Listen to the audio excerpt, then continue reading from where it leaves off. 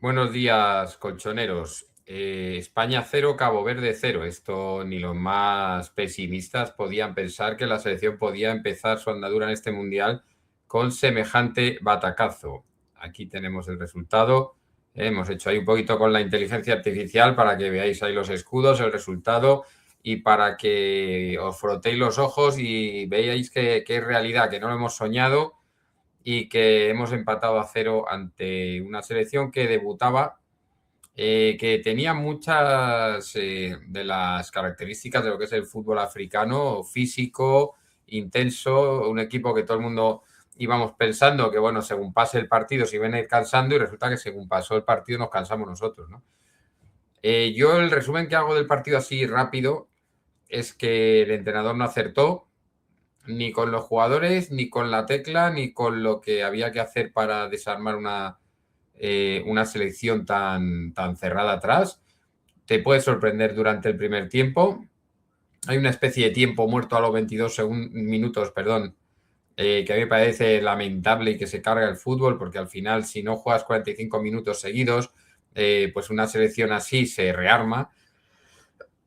Si tú estás cansado a los 22 minutos o a los 70 y tantos y te dejan pararte 3 o 4 minutos a descansar, a beber agua, a que te reordene el entrenador, pues al equipo que está destruyendo le favorece claramente, ¿no? Pero no vamos a poner, lógicamente, esto es algo que a mí no me gusta, en el España-Cabo Verde y en un Brasil-Argentina. O sea, a mí esto me parece que es de cargarse el fútbol, que es lo que venimos haciendo ya durante demasiados años. Pero esto no son paños calientes a un empate lamentable de la selección española ante el rival más fácil, sin ningún género de dudas, del grupo, ¿no? Vamos a ver a los demás cómo les va con Cabo Verde, pero España jugó contra un equipo que le puso las cosas difíciles, entre comillas, ¿no?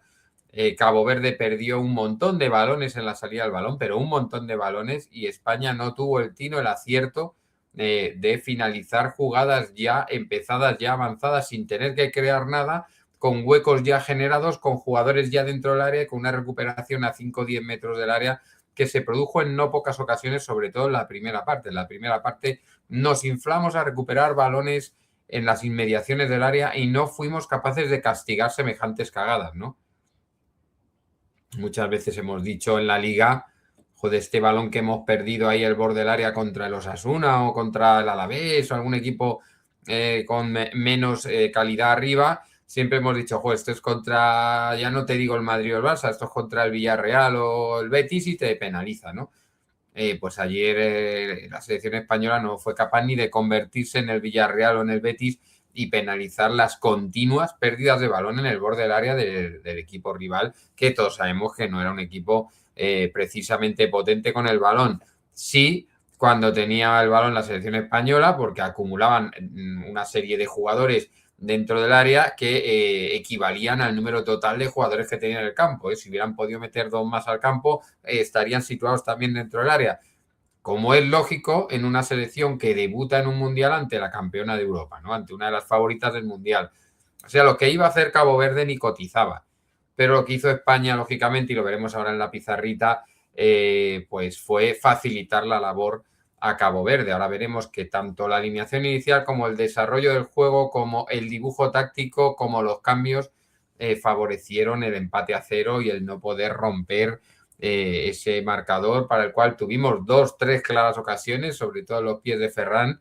La primera que falla un 9 de garantías no lo falla jamás porque es con la portería vacía y la estampa en el larguero.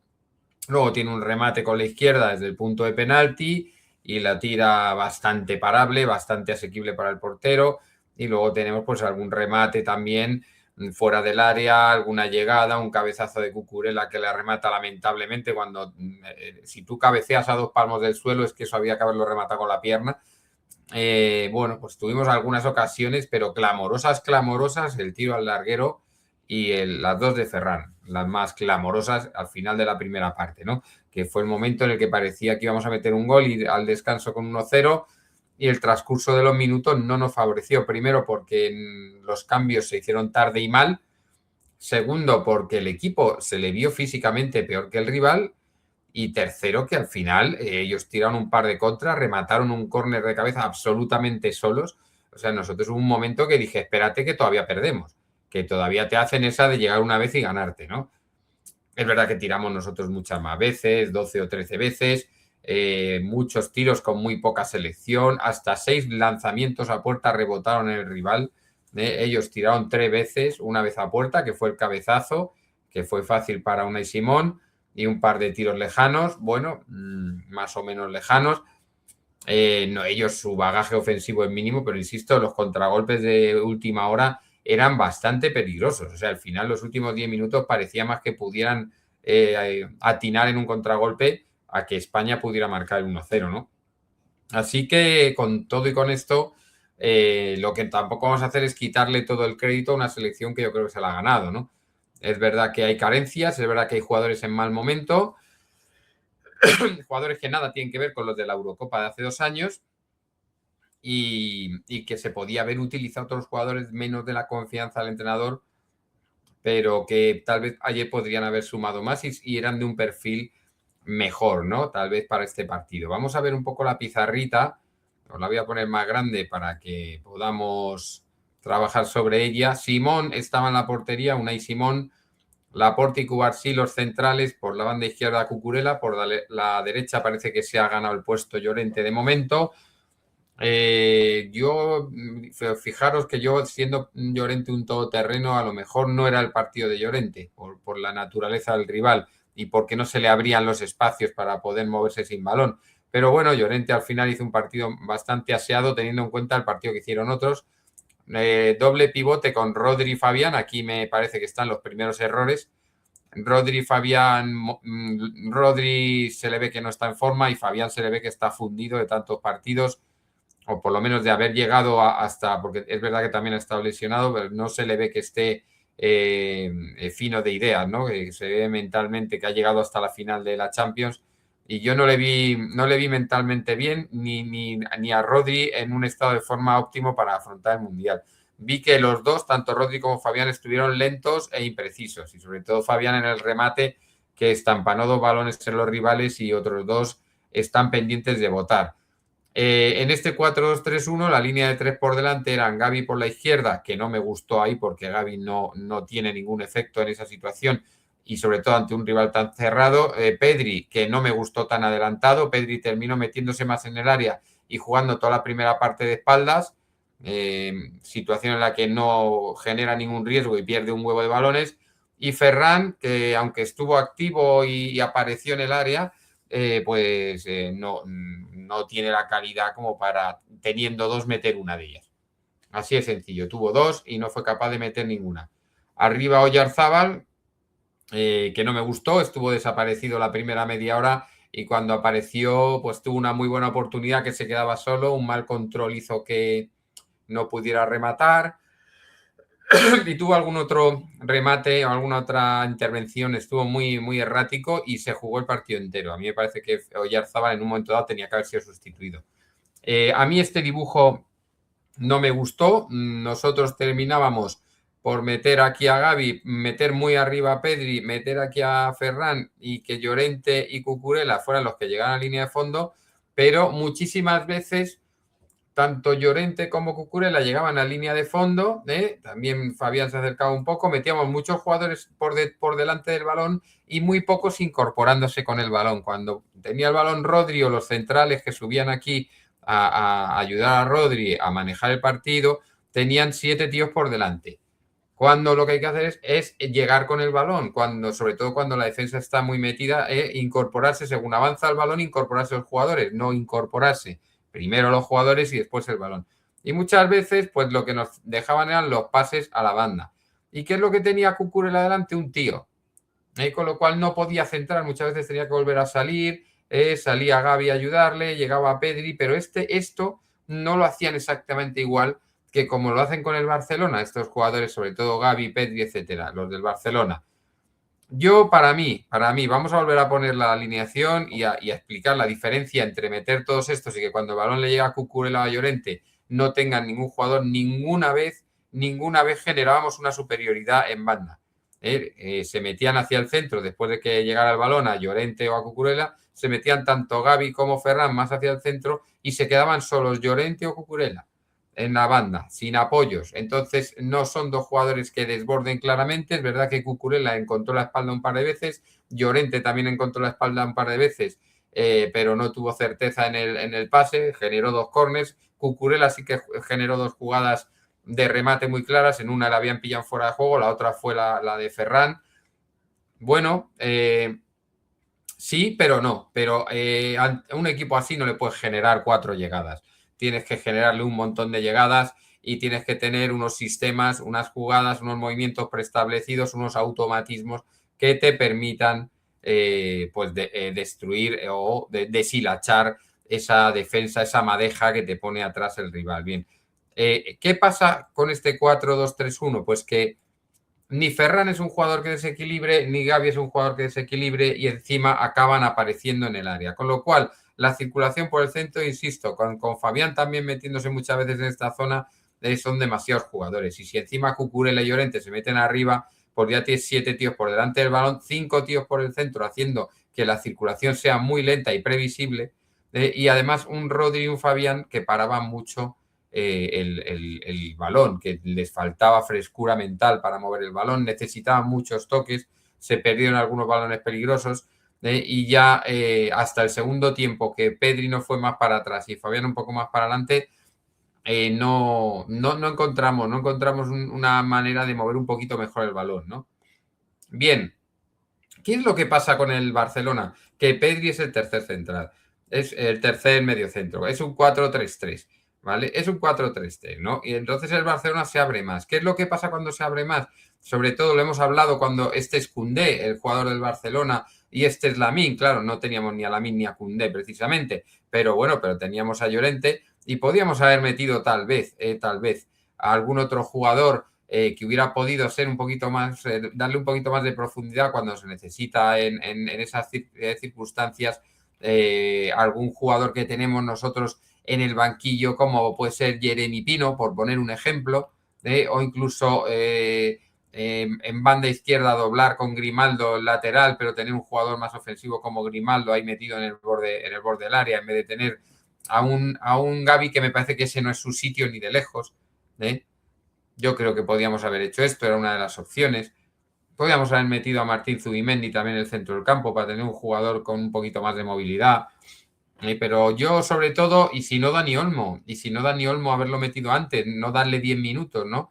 Porque claro, si tú juegas el 4-3-3, te permite que cuando llegue aquí Cucurella, por ejemplo, o lo que hace con el Barcelona, el caso de hacerlo con Llorente, lo que hacía Koundé, pues eso te permite que este de aquí esté más cerca de esta jugada y montar este triángulo, ¿no? Cuando si Pedri está aquí, este no tiene tanta posibilidad de ayudar al triángulo porque no tiene esta basculación, no tiene esta defensa. Pero si Pedri está aquí, como está en el Barcelona, el que está aquí se puede acercar, que a veces es Fermín, a veces es Pedri, se te acerca por aquí y montas este triángulo. ¿Qué pasa con el lateral? Pues que tú juegas el lateral juega Fabián, se mete por aquí, por ejemplo, Ferran, Llorente entra y lo que hace muchas veces Koundé, que es quedarse aquí y montar este triángulo. ¿Qué es lo que pasa? Que cuando llega el balón a la banda, que aquí muchas veces el que está es Lamine, ayer estaba Ferran, terminamos con Lamine, pues él es una amenaza y atrae gente. Ayer atraía a Lamine hasta 3 jugadores. Y tienes a Koundé que ha dado esta vueltecita por detrás, parece que le doblaba, parece que Lamine no decide pasársela, da una vueltecita, están fuera de juego y de repente se te pone aquí. Y cuando este vuelve por aquí, cuando has atraído a todos aquí y vuelves para atrás y parece que has logrado que salga, rápidamente mete el balón aquí y tienes un jugador en una posición, y eso lo hace muchísimo el Barcelona, tienes en una jugador dentro del área en una posición muy ventajosa, con jugadores entrando desde el ala contraria y otro del punto de penalti, incluso pudiendo finalizar este jugador, ¿no? Y son cosas que no hacíamos ayer. Ayer dejábamos solo a un tío aquí en la banda, sin ningún apoyo, porque era el lateral. Aquí no es el lateral, aquí es el que juega de extremo, pero es en un 4-3-3 que te permite que estos dos jugadores hagan un poquito la basculación, guarden el posible repliegue de un equipo con dos mediocentros y ahí, que es lo que hace el Barcelona muchas veces, incorporando. Aún así veis cómo está en la zona del área, incorporando muchos jugadores, pero de esta manera nosotros perdimos muchas oportunidades de llegar al área. Pero eso se podía haber hecho, se podía haber hablado. Tienes un tiempo muerto en el primer tiempo, tienes el descanso, tienes otro tiempo muerto en el minuto 77 aproximadamente, que dices, oye, macho, vamos a espabilar, o en el minuto, perdón, 67, en el 67 tienes más o menos ese tiempo muerto. Pues dices, oye, vamos a espabilar, vamos a meter, aquí estoy otra vez, vamos a meter esta variante, que se meta. Estas soluciones que tiene el Barcelona ahí cuando se le cierran los equipos, que muchos otros equipos de la liga no tienen y que ahora la selección, por lo que se vea ayer, no la pudo utilizar, que era una cosa muy sencilla, que es, en vez de jugar un 4-2-3-1, pasar un 4-3-3, meter un poco más atrás a Pedri, no adelantar a Fabián, no seguir con el 4-2-3-1, porque cuando se metió más atrás a Pedri, se metió más adelante a Fabián, porque claro, están muy metidos y hay que meter gente, cuando yo estoy diciendo que hay que incorporar a la gente según avanza el balón, para que ellos no tengan referencias y para que puedan cometer desajustes, porque si tú ya tienes a los tíos clavados en el área, si tú tienes ya 5 tíos parados quietos ahí en el área, si tienes 7 por delante del balón, mirando al tío que tiene el balón, hay 7 tíos que están fijados por la defensa. Sin embargo, si tú solo tienes uno, tienes a Oyarzábal por ahí fijando gente, moviéndose un poquito para arriba, un poquito para abajo, y los 3 tíos de la banda se incorporan, el de la banda contraria entra al área sin balón, y ya no son jugadores que estaban ahí, son jugadores que están llegando, y son jugadores que tienen que ajustar la defensa. Oye, es tuyo, es mío, ¿de quién es este? Lo coges tú, lo cojo yo, y ya puedes generar dudas si entras sin balón, si entras según va avanzando el balón, según se va incorporando la jugada y según va llegando el balón al área y según vamos apareciendo en zonas de finalización y les vas pillando desprevenido. Ayer era un momento de haber jugado un 4-3-3, no se nos caen los anillos, tenemos muchos jugadores del Barcelona, podíamos haber copiado esa forma de atacar defensas cerradas, que es bastante eficaz, y es bastante eficaz porque formas un triángulo de 3 en banda que van llegando, se incorpora el lateral parece que no quiere seguir en la jugada, se mete en fuera de juego, se va a la esquina, se desentiende, aparece en el pico del área, vuelve a estar a ser un jugador jugable porque ya no está en fuera de juego, y cuando parece que has logrado que un jugador como Lamine Yamal o como Ferran al principio está desactivado, no tiene a quién jugar porque había uno fuera de juego y el otro está un poco en posición de pase de seguridad, cuando ves que da el pase de seguridad, tú cantas victoria porque ya ha sacado el balón y este rápidamente mete el balón a ese lateral que se ha quedado ahí entre los que están ayudando a defender al extremo y los centrales, y reciben una posición muy peligrosa, ¿no? Y eso lo hace el Barcelona de maravilla cuando hay equipos muy cerrados, ¿no? Y sobre todo con Koundé. Nosotros tenemos jugadores de calidad similar o mejor a la de Koundé, a cascoporro en la selección, y lo podía haber hecho Llorente o Cucurella perfectamente, o incluso sacar otros laterales más ofensivos, ¿no? Si bien Cucurella no hizo mal partido y entendió al final del primer tiempo bien algunos desmarques, pues tal vez, si no quieres doblar de laterales la banda, pues bueno, pues en un momento dado decides que pones en esa banda en un momento dado, en la otra banda a Grimaldo, en la banda de Cucurella ayudando, o a Grimaldo por Cucurella, porque la haya fichado el Madrid, no tiene por qué ser titular indiscutible, porque es un jugador más ofensivo y estamos ante un equipo que se cierra. Pues a lo mejor hay que meter esos jugadores, a lo mejor hay que meter a Jeremy Pino, a lo mejor tenía que haber tenido unos minutos Borja Iglesias, pero es que si nos volvemos otra vez a la pizarrita, y lo voy a poner en grande y voy a volver a poner rápidamente cómo jugó el equipo, cómo jugó España, con Pedri por delante, aunque en el segundo tiempo se fue un poquito más se fue un poquito más, es un 4-2-3-1 cerrado, es decir, que tampoco se abrían tanto, no eran dos extremos los que estaban ahí,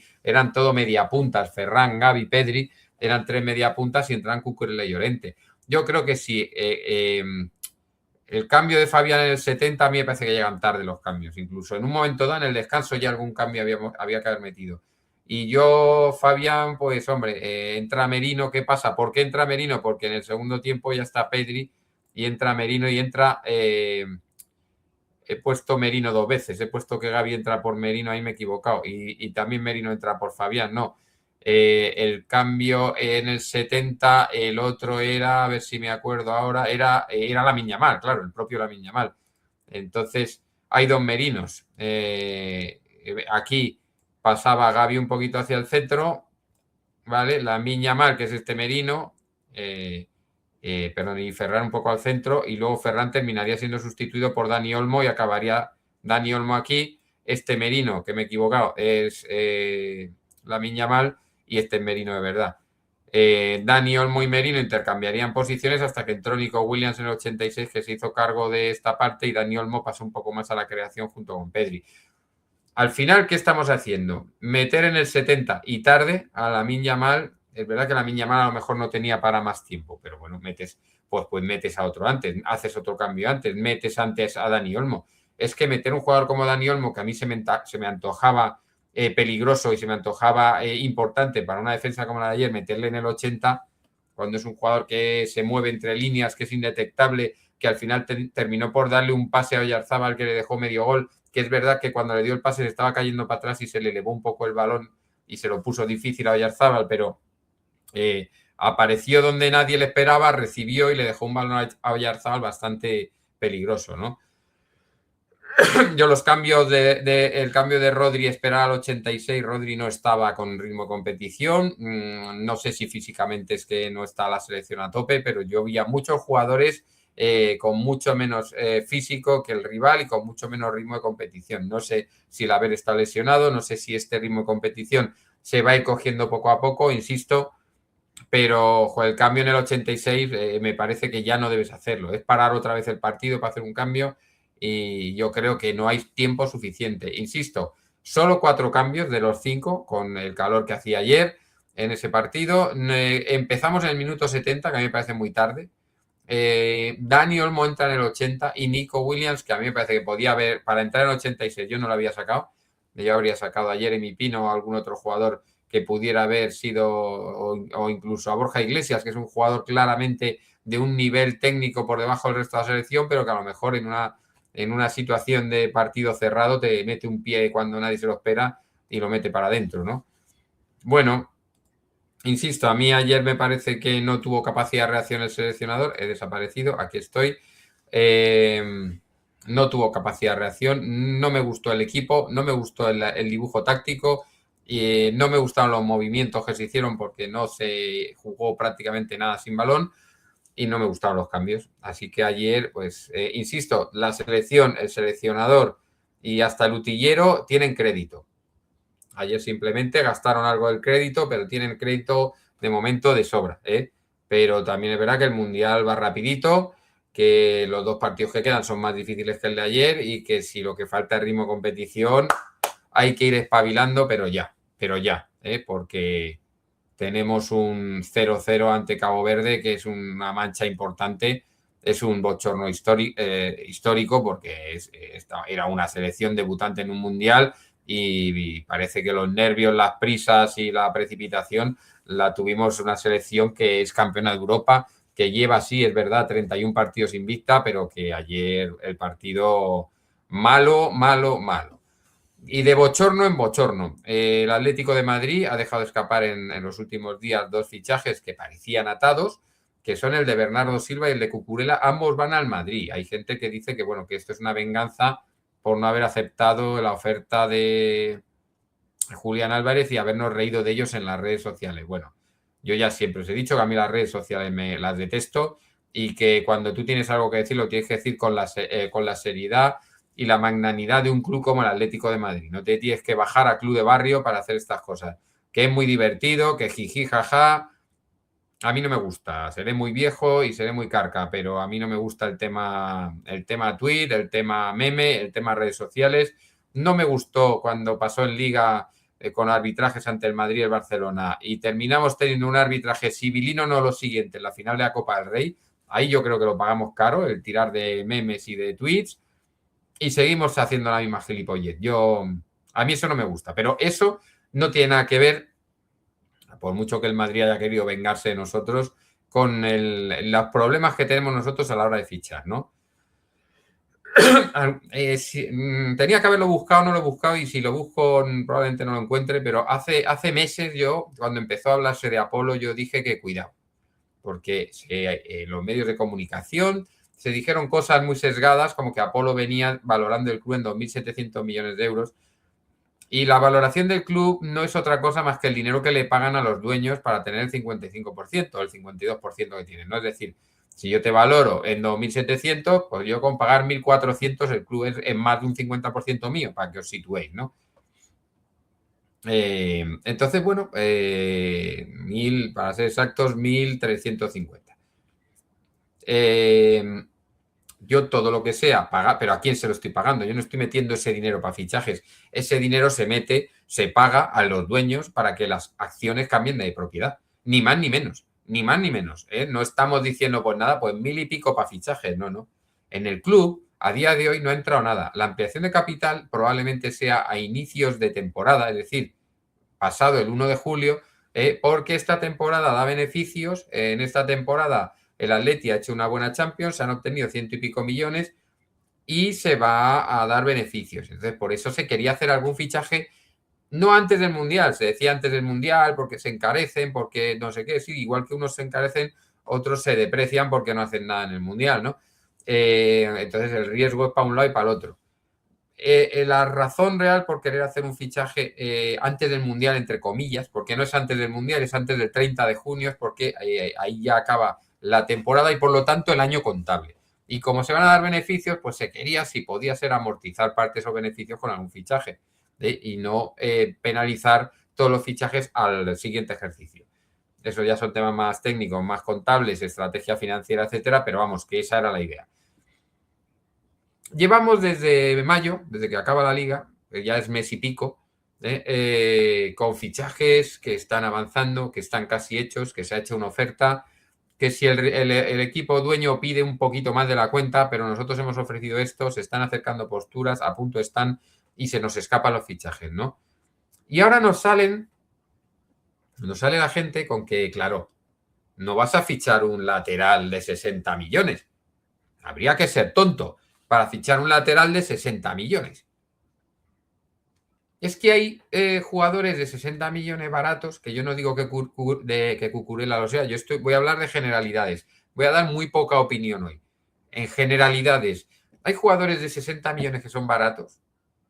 Por poner un ejemplo, nosotros compramos por 65 porque la variable no hemos pagado todavía ni una, pagamos 65 por Julián Álvarez, que es barato en tanto en cuanto si vuelve a dar el resultado de la temporada anterior y si por lo que sea en un par de temporadas se vende por 90 o 100 millones o 120, un jugador que habrá salido barato, tanto de cara al aficionado por los goles que haya metido, como de cara, si es que mantiene el nivel no de esta temporada, de la anterior. O sea, si vuelve en algún momento dado a ser el jugador de la temporada anterior. O de inicio de esta, que empezó bastante bien y luego se ha diluido totalmente. No, tú puedes fichar a Raspadori por 30 y que sea un fichaje caro. O sea, Raspadori por 30 es caro y Julián por 65 pues es barato. Entonces no se trata de no gastarse 60 millones en un lateral. Se trata de que si al final no damos con un buen lateral y pagamos 30 o 40 millones por un lateral de mierda, será muy caro. Y no digo que Cucurella en 60 esté en precio, sea barato, lo vayas a poder amortizar, que a lo mejor está un poco subidito de precio. Pero ahora la gente no viene con que, ¿cómo vamos a fichar a un lateral de 60 millones? Bueno, pues aquí, amigos, y bueno, y ya vienen las otras teorías que son las de es que todos cobran, es que querían, el padre de Cucurella quería 10 millones de comisión, el padre de Bernardo Silva quería otros 10, más 10 de prima de fichaje, más 10 para la abuela que iba a hacer una tarta y una tarta cara, ¿no? Y le quería poner cosas por encima, M&M's y chuches, y 10 millones para allá. Y ahora empiezan a filtrarse historias de los... que es lo mismo que pasó con Ederson, ¿no? Ederson estaba todo hecho, iba a venir, estábamos firmando, teníamos el boli en la mano y alguien se descolgó pidiendo 10 millones para sí mismo. Claro, la pregunta es, ¿al Madrid no le piden estos millones de 10 en 10 el padre, el representante, la prima de fichaje, la prima del amigo? ¿Cómo es esto? ¿Cómo es esto?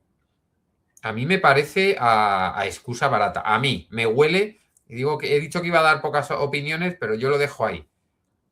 Porque las noticias de fichajes, ¿de dónde salen? Todas las noticias de los fichajes, todo lo que la gente dice. Llevo años diciendo que no hay ningún señor con sombrero de detective privado, una libreta y un lápiz debajo de la mesa de los directores deportivos espiando, diciendo, ostras, que van a fichar a Pepito, que van a fichar a Juanito, no hay nadie, no hay reporteros de esos, ya no existen. Los que se esconden en un armario o debajo de una mesa para escuchar conversaciones y para darnos primicias porque se han enterado haciendo el espía. Eso no existe a día de hoy. O el reportero llama al club y el club le da la información que le quiere dar, o el club llama al reportero y ya es una información bastante más sesgada y bastante más dada voluntariamente por el club. Es decir, es lo que el club quiere que se diga, ¿no? También puede venir la información del entorno del jugador, su representante, su padre, su hermana, la novia, que llaman a un reportero y le dicen, estamos a puntito de fichar por no sé quién. Bueno, y también puede venir del club vendedor, que el club vendedor diga, sí, no, sí, estos están interesados, pero también está el City, el PSG, la Juve, el Arsenal y el San Benedetesio. Y entonces todos tienen sus intereses cuando filtran. Y luego hay algunos casos que directamente sería una cuarta opción, que es que el periodista se invente una noticia, ¿no? Para unos cuantos clics, te cuenta ahí bombazo, no sé qué, cuidado que están pensando en esto y tal.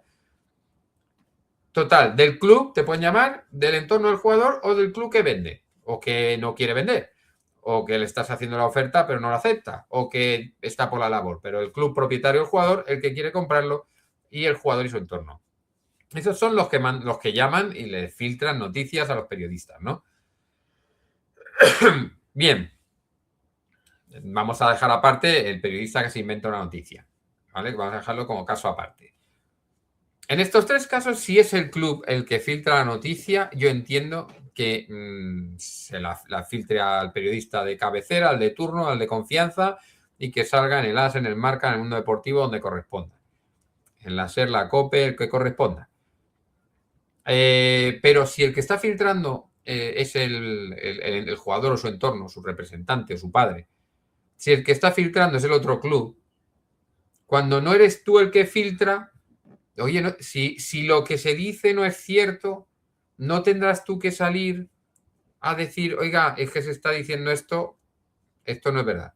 Que también entiendo que hay 30 y tantos jugadores ya asimilados, asociados o en la presunta órbita del Atlético de Madrid, que no tienes que salir 33 veces a decir, oye, que esto no es.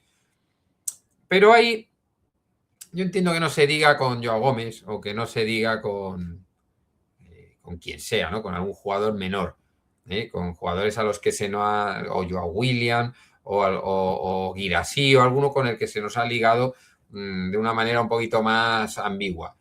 Pero los casos de Bernardo Silva y de Cucurella, que parecían, y según se filtra, son dos casos que estaban prácticamente firmados, y con el boli en la mano llama al Madrid y cogen el teléfono con la otra mano y aceptan lo que les dice el Madrid, pues cuando te están diciendo eso, esa información tiene que venir o del club comprador, o del club vendedor, o del entorno del jugador.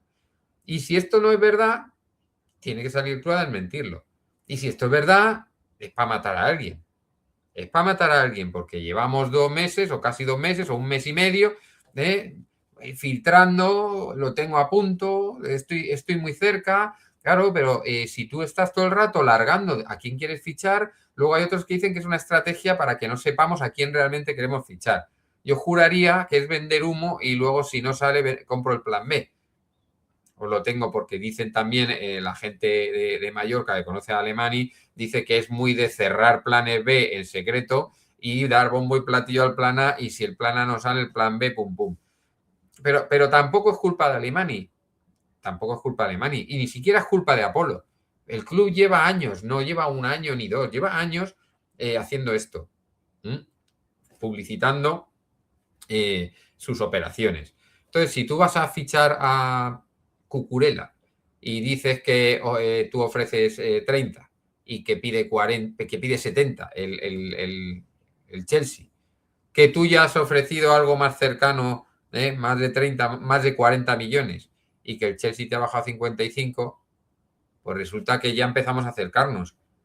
Pero si tú dices que yo no voy a llegar a 50, pero que el Chelsea está que de 50 no baja, joder, cuando tú dices yo no voy a llegar a 50, el Chelsea de 50 no baja, es que tenemos que estar hablando de un margen de 5 millones ya. O sea, entre 50, pues es verdad que es un 10%, que no es poco, pero que ya estaríamos ahí, ¿no? Ya estaríamos ahí, porque al final si son 5, 2,5 para ti, 2,5 para mí, y ya estaríamos hablando de un 5% y ya estaríamos entrando en la operación. Nos quedamos apachambrados y encima le decimos a todo el mundo hasta dónde no podemos llegar, hasta dónde quiere el Chelsea llegar o hasta de dónde no quiere bajar el Chelsea, que es de 50, y entonces pues llega el Madrid y dice, mira, te doy 60 y dejas de hablar con estos. Porque cuando tú tienes algo casi cerrado con un club y el Chelsea se lleva bien con el Atlético de Madrid y tenemos buenas relaciones y ha venido Gallagher y se ha ido Joao Félix y seguimos teniendo buenas relaciones, lo que no va a hacer el Chelsea es decir, no te lo voy a vender justo por 50 porque estamos a esto de que el Atleti ponga los 50. Y no quiero yo cancelar una operación casi cerrada con el Atleti, porque para el Chelsea que le dice al Madrid, dame más, que dame algo que yo diga al Atleti, mirar, no lo pude rechazar, me dieron 60. Es que no lo pude rechazar, es que vosotros no vais a llegar a 60. Y estos me dieron 60, lo siento mucho, pero no lo he podido rechazar.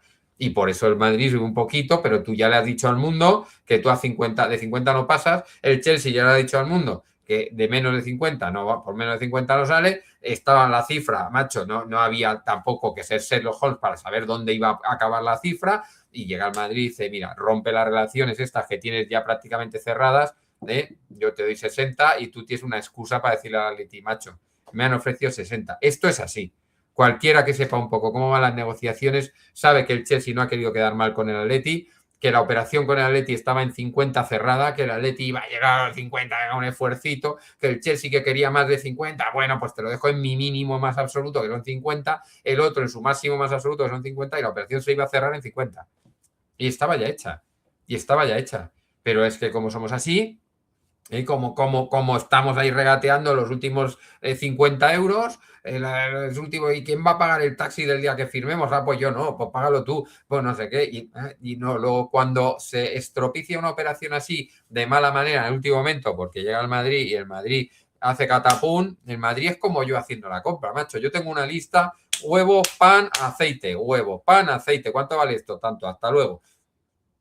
Y el Atleti, pues es sin ánimo de nada, pues como algunas otras personas que yo conozco de mi entorno que tienen una lista de 3 y vuelven con 10, pero se han tirado 2 horas. ¿Vale? Pues bueno, pues ahí sí. Si alguien quiere la última garrafa de aceite y tú te tiras 2 horas pensando si quieres esta o quieres la otra, pues al final te coge el que llega y coge la garrafa, se la lleva, la paga y hasta luego. Y tú te has quedado sin la que tú querías, te tienes que ir a por otra. Así es la vida, hay que espabilarse un poquito, y el Atlético de Madrid negociando es una mierda, porque lleva, y no es ni de Mateo Alemany ni de Apolo, esto lleva años siendo así, llegamos años comprando planes B y planes C. Insisto, y lo mismo pasa con Julián Álvarez, lo dije el otro día, lo dije también en Corazón Rojiblanco, lo volveré a decir aquí y lo volveré a decir en Corazón Rojiblanco. El jugador tiene una cláusula.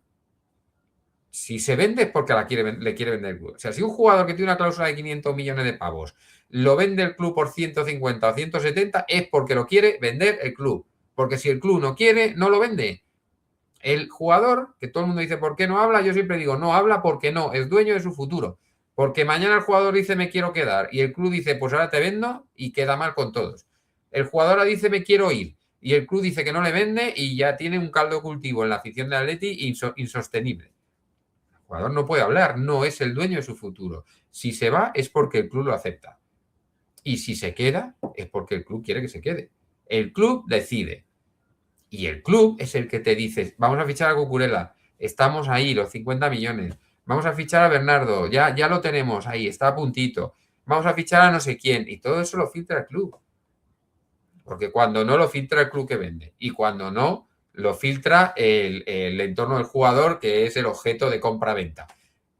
Pero cuando lo que se filtra desde el jugador o desde el club que vende, o en el caso de Julián, desde el club que compra, es mentira, el club tiene que salir. Y sobre todo si hablamos de Julián en el caso de una posible venta y si hablamos de jugadores como Bernardo Silva o Cucurella en el caso de una posible compra. Cuando tú no lo has filtrado y se está diciendo algo que no es, tú tienes que salir y decir, perdona, esto no es. Es así de sencillo. Si es que no hay más. Y entonces tenemos, y aquí viene el informe Yayo, tenemos un informe especial bombas de humo. Vamos a ponerlo en grande, hombre. Informe especial bombas de humo. Bernardo Silva, lo que hemos dicho, el equipo que ve la jugada, es el club que ve la jugada es el Atleti. Después del Atleti se pone a rebufo el Barcelona y esto como un sprint de ciclista. Y detrás de los dos se pone el Madrid, cuando quedan 100 metros, aprovecha el rebufo, sale y ala. Y se lleva la victoria. Porque cuando tú te tiras un mes diciendo que hay un cadáver y que te lo vas a comer, aparecen las hienas, aparecen los buitres y todos los carroñeros y te lo llevan. Has hablado demasiado, has tardado en actuar, él parecía hecho, pues cuando el parecía hecho, pues está regateando que si el padre pide no sé qué, que si la prima de fichaje, que si la madre que le parió.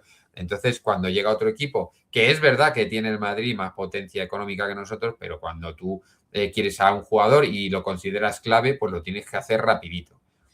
O sea que bueno. Joao Gómez es una operación que lleva un mes parada, desde mediados de mayo. Bueno, este está en stand-by, si sale otro se tira por el otro, si no se tira por este. Está en stand-by, estaba cerrada, pero de momento y está ahí enfriando. ¿Qué piensa un jugador como Joao Gómez cuando has llegado a un acuerdo y te dejan en la nevera un mes? Pues ahí os dejo que vosotros penséis qué piensa un jugador cuando llega a un acuerdo y no le cierran el contrato en un mes y no se firma. Os lo dejo. ¿Vosotros pensaríais que estáis tratando con un club serio o con un cachondeo mental? Ahí os lo dejo. Marco Curela, lo hemos hablado. Estaba todo casi. Un mes ahí dándole vueltas, que sí, que si no, que si me bajan el precio, que lo subo, que si llego, que si no. Has dudado y te lo han cerveado.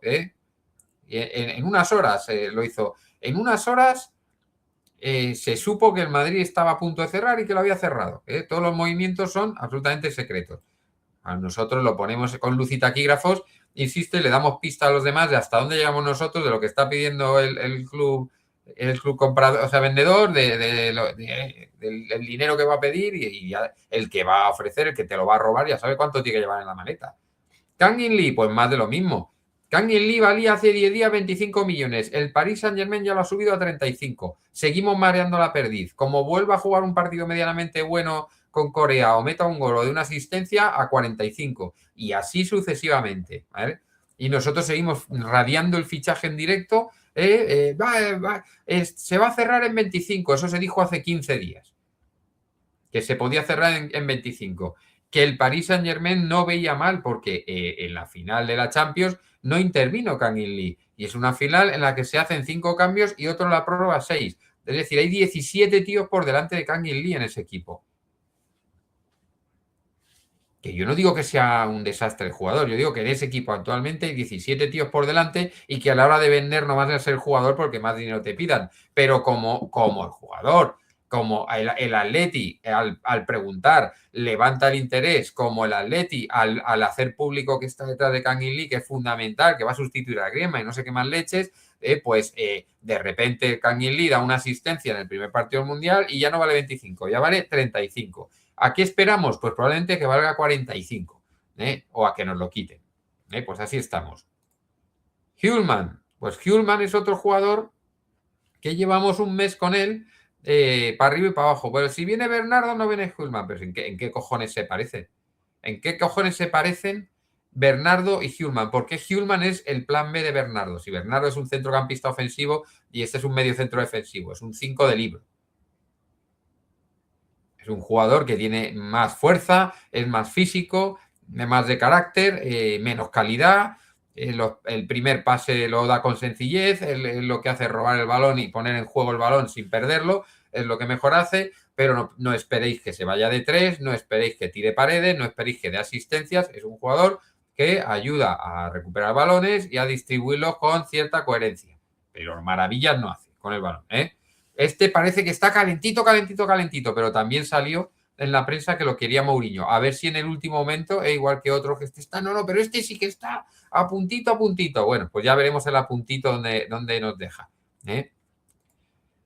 Igor Thiago, pues otro que se filtra que el Atleti quiere a Igor Thiago, se hacen programas, debates, se miran vídeos del jugador. Es un jugador que ha jugado en el Brentford, que ha metido 20 goles en la Premier y que ha sido un jugador que ha dado un rendimiento que no ha llevado al Brentford a Europa por primera vez en su historia de milagro. Pero es un jugador al cual ya quieren jugadores clubes de la Premier y que de 85 millones no va a bajar. No hemos podido meter un poco de dinerito más para llevarnos a Bernardo Silva. Si queréis, quitamos de la ecuación comprar un lateral por 60 millones. Pero no queríamos a Bernardo Silva para que fuera la piedra angular del proyecto, pues junto con Julián Álvarez. Pues joder, si no hemos podido subir un poco esa prima de fichaje de un tío que viene gratis, te vas a ir por 85 millones a por un jugador como Igor Thiago, que vas a entrar en una subasta y vas a perderla, lo más seguro, o sea, porque no tienes esa capacidad económica. Bomba de humo. Jorge Salinas, lo mismo. Oye, ¿hay un scouting hecho a este chaval que recomiende su fichaje? Pues fichalo de inmediato. Cláusula 16 millones. A poco que haga en el Atleti o donde le cedas, que puede ser el mismísimo Racing de Santander, a poco que haga va a subir esa valoración el chaval. Con un año que esté jugando en primera o dos y sea más o menos titular en un equipo, insisto, en el propio Racing, en el Getafe, en un equipo de estos que le van a dar juego y que lo necesitan, se lo cedes y va a subir de valor seguro. Como operación económica, buena. Como operación deportiva, si el chaval es tan bueno, si se ha hecho un buen scouting, o es que es la moda porque se ha dicho, se ha hablado, se ha puesto de moda el jugador porque ha subido el Racing y ahora le queremos. Pues claro, si no es algo que tengamos nosotros bien visto, bien trabajado, si no tenemos un informe adecuado, pues lo mejor es dejarlo pasar y dejarse de bombas de humo. Y si realmente hay un scouting, lo tenemos visto, nos gusta, sabemos que o creemos que va a tener proyección, joder, pues sin dudarlo, coño, no a marear la perdiz. De momento nada, de momento nada. Osimhen, otro cachondeo, por si se iba Julián, pero que si el jugador no quiere salir, el jugador no quiere venir y su club no le quiere dejar salir, cobra un salario prohibitivo. ¿Para qué estamos mareando y filtrando que al club le interesa un jugador al que no podemos fichar de ninguna manera? Surrealista, surrealista. Osimhen no puede venir al Atlético de Madrid, primero, porque su club dice que les ha costado mucho dinero y que no va a salir, pues como hacemos nosotros con Julián, y que es que el jugador ha dicho que no quiere salir. O sea, que es que, y encima tiene un salario que sería, no nos cabe en el límite salarial. Yo no sé quién filtra estas cosas, pero vamos, bomba de humo. Y irá así el último. Están interesados 4 equipos, 2 son ingleses, uno turco y otro es el Atleti. Por capacidad económica, el Atlético de Madrid está absolutamente fuera de esta puja. O sea, si hay 2 clubes ingleses involucrados, uno era el Tottenham, el otro ahora no recuerdo cuál, un equipo turco que tiene el dinero por castigo, el Atleti, lógicamente ahí o ofrecemos gloria, que no la tenemos de momento, ofrecemos fama o ofrecemos las rayas canallas, porque otra cosa, nosotros en cuanto salen esta ecuación, estos clubes, nosotros no vamos a poder.